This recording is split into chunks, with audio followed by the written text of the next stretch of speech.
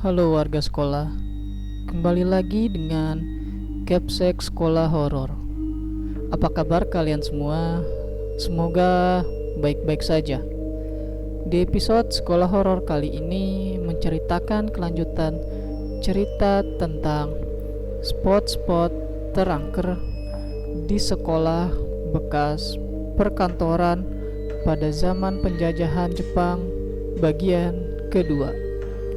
Cerita ini bersumber dari akun Twitter @ayudia003. Selamat mendengarkan. Oke, kita lanjut ke cerita kedua. Spot kedua ini ada di kelas 12. Aku lupa tapi nama kelasnya apa. Cerita kali ini bukan berdasarkan pengalamanku, tapi pengalaman dari salah satu siswa yang ada di sana. Cerita ini tuh udah lama banget saat bapak masih jadi pegawai biasa, belum jadi guru. Jadi letak kelas 12 ini tuh paling ujung terpencil di antara kelas yang lain, tapi masih nyambung satu bangunan sama bangunan utama. Kelas ini dekat dengan lapangan tenis dan termasuk kelas yang paling besar. Di depan kelas terhampar kolam ikan dan di sebelah kanan dan kiri ada taman kecil. Sebenarnya nggak ada yang salah sama bangunan kelas ini. Yang jadi masalah itu adalah penghuni kelasnya. Kenapa? Karena sering kali terlihat penampakan atau bahkan terlihat aktivitas gaib di kelas ini, bahkan saat pelajaran sedang berlangsung. Sebut aja pemeran kali ini namanya Alia. Alia adalah siswa kelas 12 di sekolah pertanian itu. Sudah tak asing bagi Alia dengan suasana sekolah. Terlebih Alia sudah menjadi tahun terakhir di sekolah itu. Alia tahu sejarah sekolah ini. Alia juga sering menjumpai para penghuninya. Tapi dia bukan anak indie ya. Tapi memang Alia ini anak yang lebih sensitif dari kebanyakan teman-temannya yang nggak bisa lihat hal-hal yang berbeda dari dunia manusia. Pagi itu Alia bersiap untuk sholat subuh. Baru saja membuka pintu, Alia sudah dikejutkan dengan nenek-nenek bungkuk di depan kamar asramanya. Ya, Alia merupakan anak rantau. Alia berasal dari desa yang jauh, sehingga ia harus tinggal di asrama. Karena tidak mungkin untuk pulang pergi dari desanya yang karena jarak tempuhnya yang lumayan jauh, memakan waktu setengah hari untuk perjalanan darat.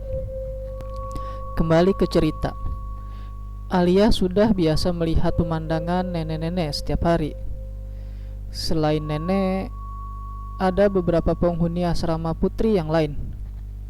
Tapi kita belum membahas itu untuk sekarang. Alia tidak menghiraukan nenek itu.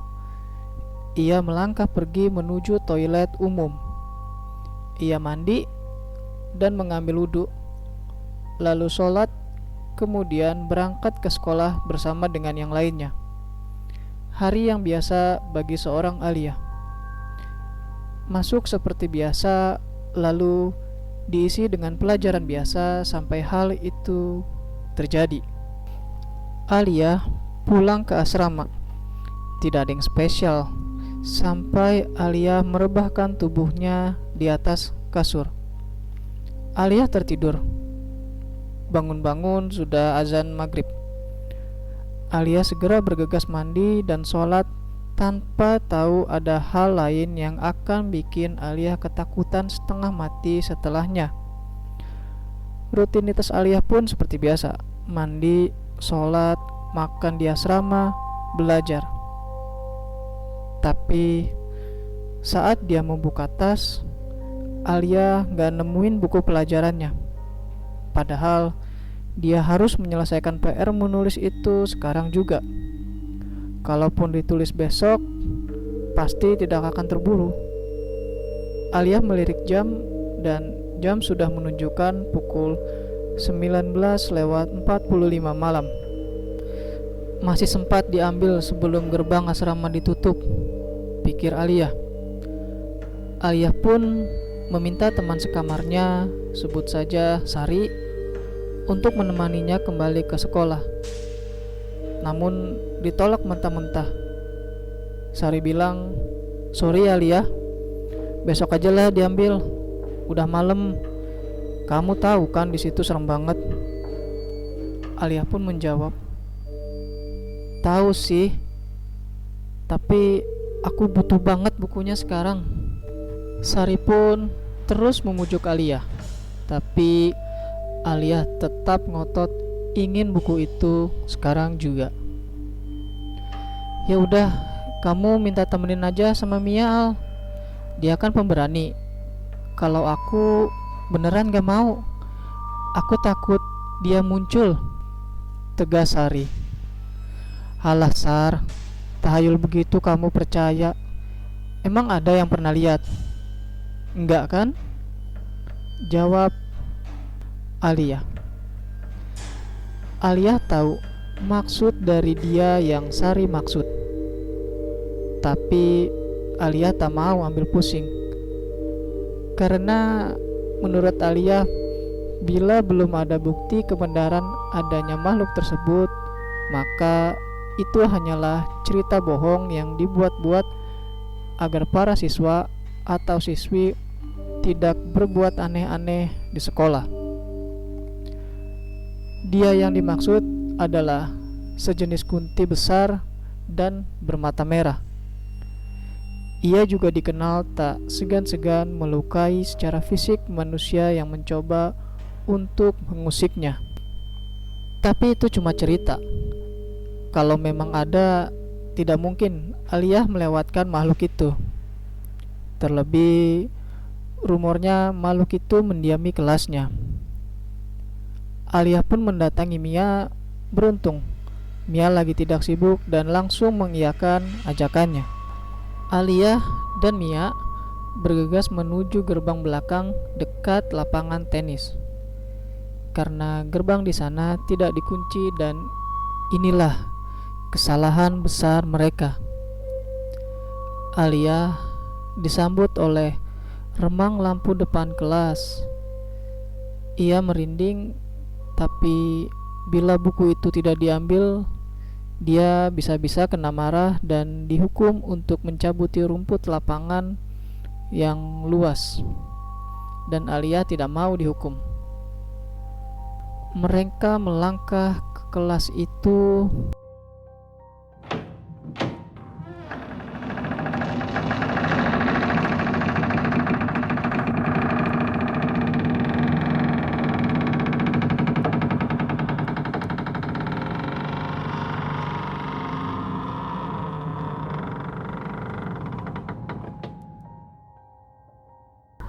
Terdengar derit pintu usang kelas yang dibuka.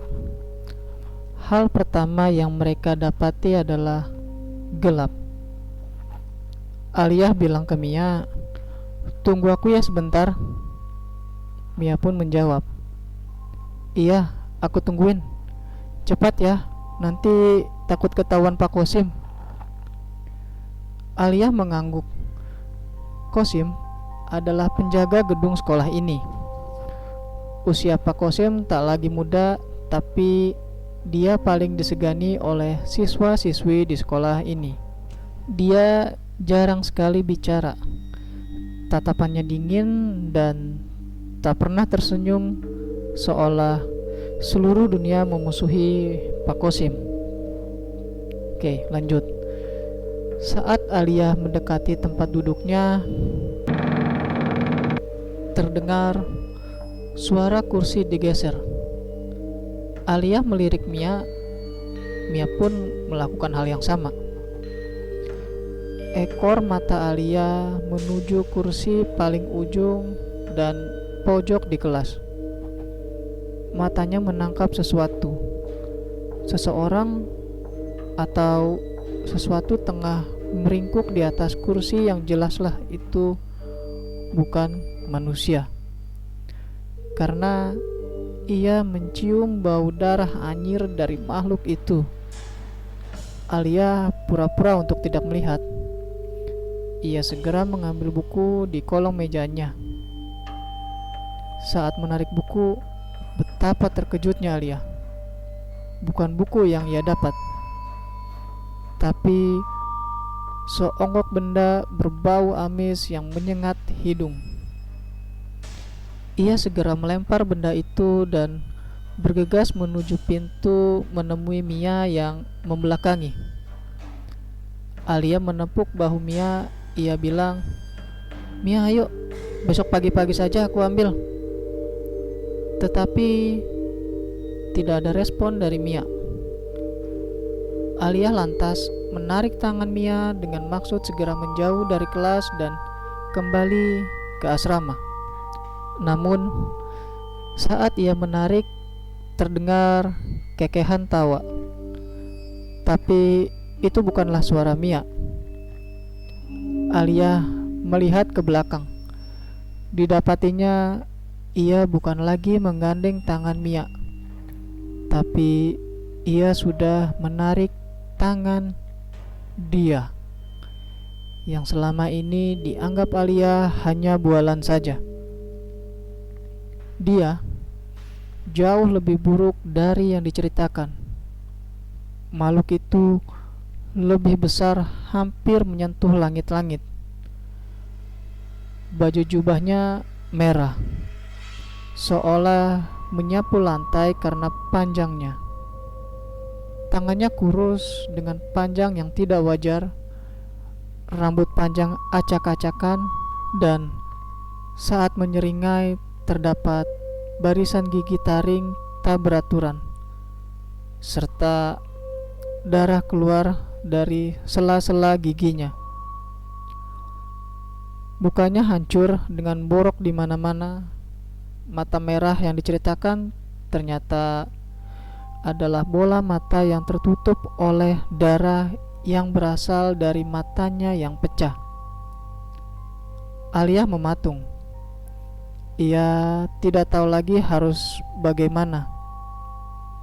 Mia menghilang. Hanya ia dan makhluk itu yang saling berhadapan. Makhluk itu mendekat. Ia menyeret salah satu kakinya seolah-olah kaki itu patah. Makhluk itu bergumam dengan bahasa yang Alia tidak mengerti. Alia bersingut mundur menjauhinya, dan entah kenapa Alia malah berlari menuju gedung utama, bukannya ke gerbang belakang yang pasti Alia yakin di ujung ia akan menemukan Pak Kosim dan mencari Mia. Alia berlari sekuat yang ia bisa, namun entah kenapa sepertinya Alia hanya diam di tempat yang sama, tidak bergerak 1 senti pun. Seketika Alia menangis. Ia memohon pada makhluk itu untuk tidak menyakitinya dan tidak bermaksud mengusik makhluk itu. Namun, seperti tidak menanggapi permohonan Alia, makhluk menyeramkan itu tetap mendekat dan tibalah muka mereka saling berhadapan.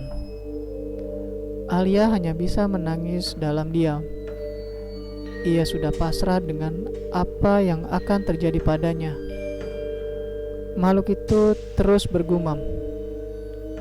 Gumaman yang tidak dimengerti oleh Alia. Alia sudah tidak tahan lagi. Kepalanya seolah kaku dan tidak mampu memalingkan muka dari makhluk itu. Sedangkan bau busuk bercampur anyir memuakan amat sangat menusuk hidungnya. Ia hanya ingin pulang ke asrama dan tidak akan pernah lagi kembali ke sekolah malam-malam. Alia terus memohon pertolongan agar makhluk itu segera pergi dan melepaskannya. Saat Alia benar-benar lemas, tiba-tiba Makhluk itu menegakkan kepalanya, menengok ke segala arah. Ia terus bergumam, semakin lama semakin kencang. Gumamannya hampir setengah teriak. Teriakan yang amat memilukan. Dari kejauhan, nampak cahaya seperti lampu senter mengarah ke arah mereka. Dan seseorang berteriak di baliknya, "Hei makhluk, pergi sana, jangan mengganggu." Seketika makhluk itu beringsut mundur dan menyeret-nyeret kakinya dan tangan panjangnya kembali ke ruang kelas, hingga kemudian hilang. Alia berdiri dengan sisa tenaganya, bersiap bila ada kejadian yang tidak diinginkan lagi. Tapi syukurlah itu tidak perlu. Ternyata Pak Kosimlah yang menolongnya barusan dan diikuti oleh Mia. Ia menghembuskan nafas panjang. Ia tak habis pikir dengan kejadian yang baru saja menimpanya. Mia pun berkata, "Alia, alhamdulillah kamu gak apa-apa." Dan Alia menjawab, "Enggak, aku gak apa-apa kok. Kamu dari mana sih? Aku itu nyariin kamu dari tadi." "Aku tadi itu jawab Mia. "Sudah, ayo ke pos saya saja. Nanti saya ceritakan." "Dasar badung," tegas Pak Kosim. Mereka pun menuju pos jaga Pak Kosim. Di sana Pak Kosim pun bercerita bahwa ia merasa sudah tidak enak malam itu, dan benar saja. Dari kejauhan dia melihat Mia berteriak meminta tolong ke Pak Kosim. Menurut pengakuan Mia, malah Alia yang berubah jadi makhluk seram itu. Pak Kosim bilang bahwa Alia termasuk beruntung karena ia belum dilukai oleh makhluk itu. Sedikit cerita dari Pak Kosim, makhluk itu merupakan penjaga di sini. Bawahannya si Raja Beringin. Tapi dia itu pembangkang, memang suka menyakiti manusia. Dia jarang terlihat karena sebenarnya asalnya bukan dari kelas itu, tapi dari perkebunan di belakang area perumahan pegawai. Kalau malam, dia memang suka nongkrong di kelas itu, berharap dapat mangsa. Selebihnya, apa maksud dan tujuannya menyakiti, Pak Kosim sendiri pun kurang tahu karena terkendala bahasa. Pak Kosim pun akhirnya meminta mereka pulang karena sudah larut malam. Ia takut nanti malah makin banyak hal-hal terjadi yang tidak diinginkan, dan berpesan untuk tidak lagi-lagi ke sekolah di malam hari. Cerita Alia yang diganggu oleh dia menyebar cepat, tapi ada hal yang Alia simpan. Pertama, Alia tahu Mia berbohong. Pak Kosim sebenarnya sudah meninggal seminggu yang lalu sebelum kejadian yang menimpanya, dan belum ada yang menggantikannya. Kedua, Alia tidak tahu kenapa Mia bisa bertemu Pak Kosim. Ketiga, Mia adalah teman hayalan Alia. Jadi, ada yang bisa menyimpulkan